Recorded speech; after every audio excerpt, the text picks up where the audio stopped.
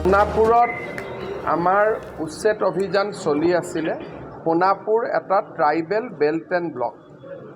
Tribal belt and ব্লকত অতি শান্তিপূৰ্ণভাৱে আমাৰ উচ্ছেদ অভিযান চলি আছিলে আৰু ৰাইজ যিসকলে মাটি দখল কৰিছিলে তেওঁলোকে দৰং জিলা আৰু মৰিগাঁও জিলাৰ নিজৰ অৰিজিনেল ঘৰলৈ উভতি গৈছিলে। আজি ৰাতিপুৱাৰ পৰা কংগ্ৰেছ দলে যেতিয়াৰ পৰা তেওঁলোকে এই উচ্ছেদক বিৰোধিতা কৰিবলৈ আৰম্ভ কৰিলে তেতিয়াই এচাম মানুহ উগ্ৰ হৈ পৰিলে। আপোনালোকে যদি চাই যে বিৰোধী দলপতিয়ে 10টা 10:30 বজাৰ পৰা এই এভিকশ্যনটোক বিৰোধিতা কৰা আৰম্ভ কৰিলে। কংগ্ৰেছ দলে জনা উচিত যে ট্ৰাইবেল বেল্ট এণ্ড ব্লক অসমত কংগ্ৰেছে আনিছিলে আৰু কংগ্ৰেছে এতিয়া ট্ৰাইবেল বেল্ট এণ্ড ব্লকত এভিকশ্যন হোৱাৰ বিৰোধিতা কৰিলে।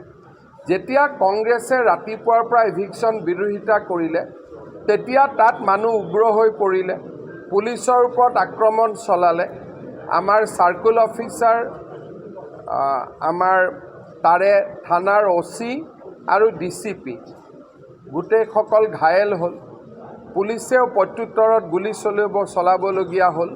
2জন লোক নিহত হৈছে আৰু 7জন লোক আহত হৈছে আৰু 22গৰাকী আৰক্ষী এই গোটেই ঘটনাত আহত হৈছে। উচ্ছেদ অভিযান চলি আছে। চৰকাৰী মাটিখিনিত আমি উচ্ছেদ সম্পূৰ্ণ কৰিছোঁ। যিসকলে মেডি পট্টাত আহি বহিছিলে তেওঁলোকক এতিয়া আঁতৰি যোৱাৰ নটিচ দিয়া হ'ব।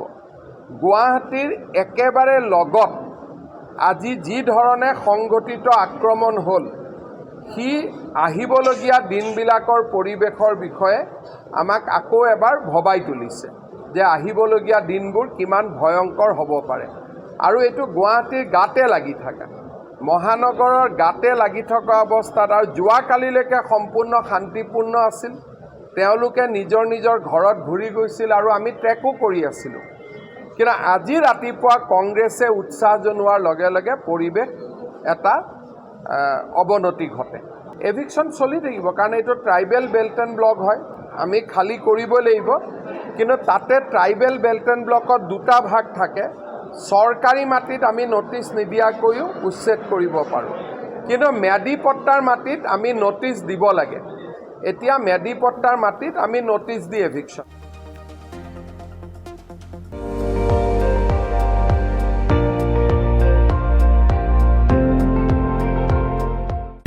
আপুনি চাই আছে ND24, সৰ্বশ্ৰেষ্ঠ নহয় সৰ্বোত্তমৰ দৌৰ।